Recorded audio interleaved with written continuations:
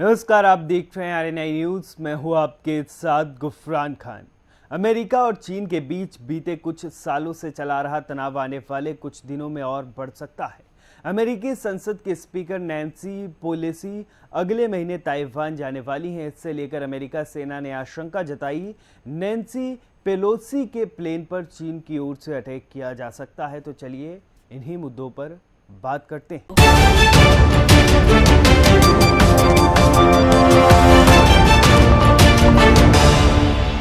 पहले बता दें, ताइवान चीन अमेरिका के बीच क्या चल रहा है। चीन मानता है कि ताइवान उसका एक प्रांत है जो अंतरूप एक दिन फिर से चीन का हिस्सा बन जाएगा। दूसरी ओर ताइवान खुद को एक आज़ाद मुल्क मानता है, उसका अपना संविधान है और वहां के लोग द्वारा चुनी हुई सरकार का शासन है। ताइवान दक्षिण पूर्वी चीन के तट से करीब 100 किलोमीटर दूर स्थित है, एक द्वीप है। ये पहली द्वीप श्रृंखला में मौजूद है जिसमें अमेरिका समर्थक कई देश स्थित हैं। अमेरिका की विदेश नीति के लिहाज से ये सभी काफ़ी अहम है। चीन यदि ताइवान पर कब्जा कर लेता है तो पश्चिम के कई जानकारों की राय में वो पश्चिमी प्रशांत महासागर में अपना दबदबा दिखाने को आज़ाद हो जाएगा। उसके बाद गुआम और हवाई द्वीपों पर मौजूदा अमेरिकी सैन्य ठिकाने को भी खतरा हो सकता है। हालांकि चीन का दावा है कि उसके इरादे पूरी तरह से शांतिपूर्ण हैं। चीन से अलग क्यों हुआ ताइवान, चलिए जानते हैं। दोनों के बीच अलगाव करीब दूसरे विश्व युद्ध के बाद हुआ। उस समय चीन के मुख्य भूमि में चीनी कम्युनिस्ट पार्टी का वहां की सत्ताधारी नेशनलिस्ट पार्टी के साथ लड़ाई चल रही थी। 1949 में माओ के नेतृत्व में चीनी कम्युनिस्ट पार्टी जीत गई और राजधानी बीजिंग पर कब्जा कर लिया। उसके बाद कुओमितांग के लोग मुख्य भूमि से भागकर दक्षिण पश्चिमी द्वीप ताइवान चले गए। उसके बाद से अब तक कुओमितांग ताइवान की सबसे अहम पार्टी बनी हुई है।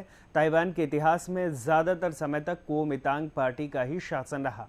अमेरिका ने चीन के एतराज़ों के बाद भी स्वतंत्र रूप से ताइवान को मान्यता दी। यही नहीं, उसके साथ कूटनीतिक और सैन्य रिश्तों को भी कायम रखा। अमेरिका का कहना है कि वो ताइवान को ऐसे ही मान्यता देता है जैसे चीन की सरकार को।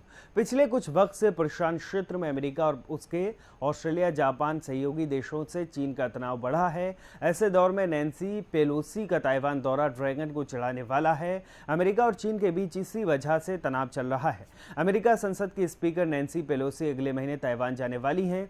इसे लेकर अमेरिका सेना ने आशंका जताई कि नैन्सी पेलोसी के प्लेन पर चीन की ओर से अटैक किया जा सकता है। ऐसी स्थिति से बचाव के लिए अमेरिका सेना ने तैयारियां शुरू कर दी हैं। नैन्सी पेलोसी के ताइवान दौरे के वक्त अमेरिका सेना के जहाज और एयरक्राफ्ट इंडो पैसिफिक रीजन में अलर्ट रहेंगे।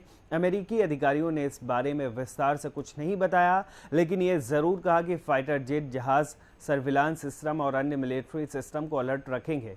किसी भी अमेरिकी नेता के विदेश दौरे पर अतिरिक्त सुरक्षा व्यवस्था की जाती है, लेकिन नैन्सी पेलोसी के ताइवान यात्रा का मामला एकदम अलग है। 1997 के बाद पहली बार अमेरिका का कोई निर्वाचित प्रतिनिधि ताइवान के दौरे पर जा रहा है।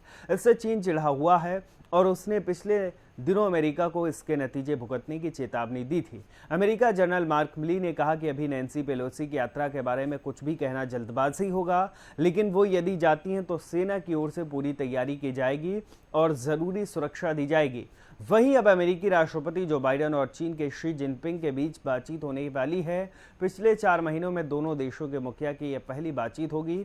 ये बातचीत ऐसे वक्त में अहम है जब दोनों देश ताइवान को लेकर भिड़े हुए हैं। फिलहाल आरएनआई के इस वीडियो में आज के लिए बस इतना ही। ऐसे ही तमाम खबरों के लिए बने रहिए आरएनआई न्यूज़ के साथ।